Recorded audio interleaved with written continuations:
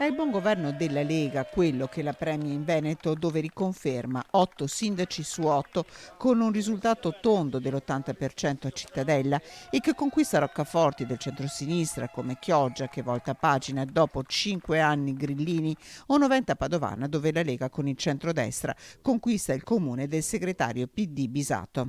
La ricetta è mettere in campo le energie migliori, gli amministratori migliori. La ricetta è interna alla Lega, la buona amministrazione, il buon governo dei territori, l'abbiamo dimostrato, lo dimostreremo ancora una volta. Questo è il partito del territorio, è il partito della buona amministrazione locale.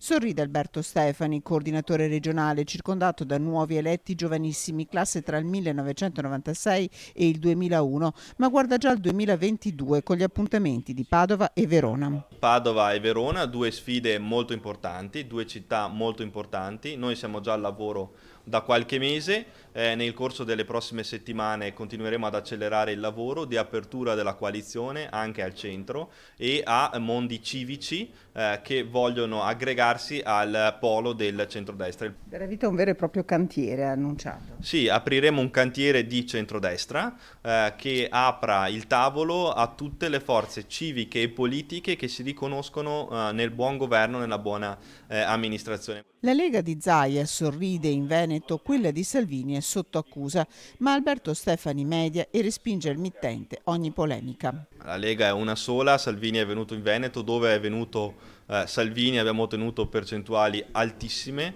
anzi addirittura un plebiscito, quindi io credo che non ci siano da fare distinzioni, credo che la Lega sia un partito unico. Lega partito unico, il commento di Stefani che agli alleati e in particolare a Fratelli d'Italia spiega. Il centrodestra deve pensare più che alle sfide interne a vincere in tutti i comuni, a vincere nei territori, a vincere a livello regionale. Questo è il risultato, questo è l'obiettivo di un centrodestra che ha voglia di guardare avanti.